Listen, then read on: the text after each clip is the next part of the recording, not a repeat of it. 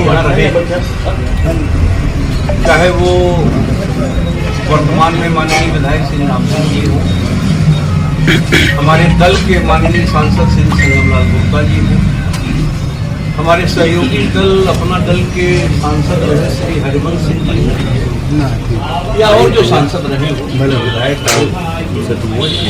अगर उन्होंने इस पट्टी विधानसभा क्षेत्र में मिलाकर अपने कार्यकाल में 10 किलोमीटर पक्की सड़क का निर्माण कराया हो, इसका वो उत्तर दें तो मुझे खुशी होगी। मेरा यही कहना है कि जितना भी कार्य यहाँ विकास का हुआ 90% वो विकास मेरे द्वारा किया गया है। जहाँ तक संगमलाल जी का प्रश्न है, संगमलाल जी बताएंगे कि उन्होंने 5 साल में पट्टी विधानसभा की और पट्टी के भारतीय जनता पार्टी के कार्यकर्ताओं के लिए उन्होंने जो किया है उसका लेखा जोखा उनके पास होगा, वो बताएंगे।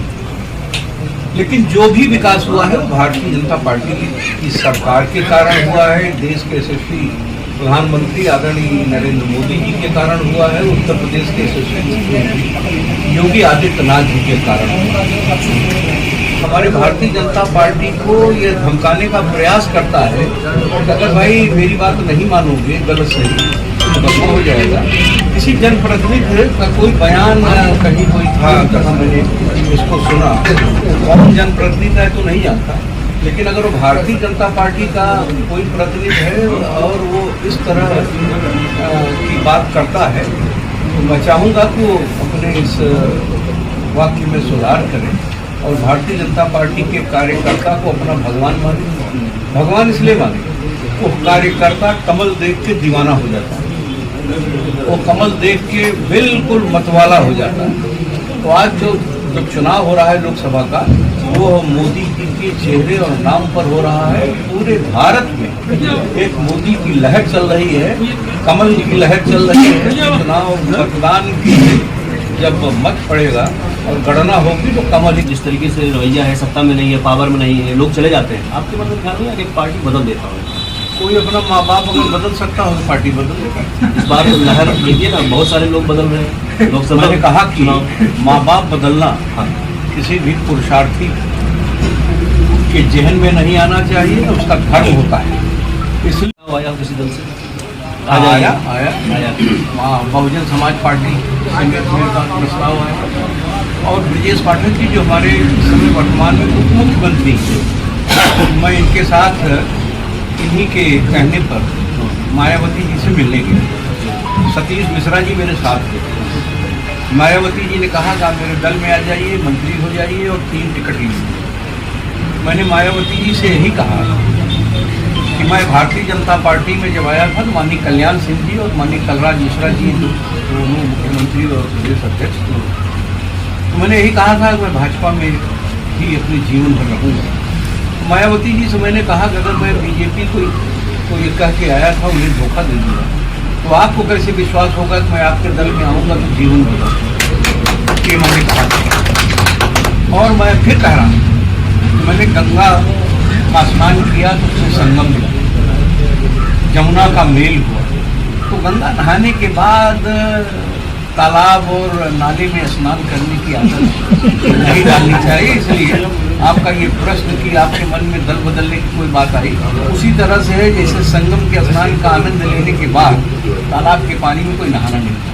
आपकी विधानसभा में वोटरों की अगर हम बात करें तो ब्राह्मण आपके लिए क्या सिर्फ वोटर या फिर कुछ और? ब्राह्मण हमारा मेरा आराध्य है, मेरा पूज्य है, मेरा संस्कार है, मेरी संस्कृति है, मेरा मार्गदर्शक है, मुझे धर्म का वो ज्ञान देता है। मेरे लिए ब्राह्मण ही राजनीति में आदर्श किसको मानते हैं? वासुदेव सिंह जी और मिश्रा जी।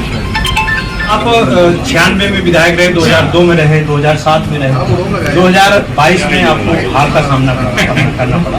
तो क्या आपकी जनता में पकड़ कुछ ढीली? 2012 में भी नहीं हुई जी, 156 क्या जनता में पकड़ आपकी कुछ ढीली हो रही है? जनता बता सकती है। हमने अपना काम किया, चुनाव लड़ने के लिए अपना पर्चा भरा, जनता ने जो फैसला किया सर झुका कर स्वीकार किया और उसके बाद भी अपना काम किया। 2024 में आप कितनी सीटें मान रहे हैं आप? यहाँ 4 जून 400 पार कह रहे हैं, कितनी सीटें उत्तर आप? प्रदेश में 80 की 80 और देश में 400 की 5। तो ऐसा क्या 400 पार करके एक 2/3 बहुमत लेके क्या इरादा है सरकार का? क्या करना आधुनिक भारत की कल्पना को साकार करना। तो क्या हम हमारे चैनल के दर्शक प्रतापगढ़ का सांसद देख पाएंगे? भारतीय जनता पार्टी का हर कार्यकर्ता मोती सिंह है, हर कार्यकर्ता प्रतापगढ़ का सांसद है, जिसे हमारा नेता आपके राजनीतिक उत्तराधिकारी हैं, क्या सच्चाई है?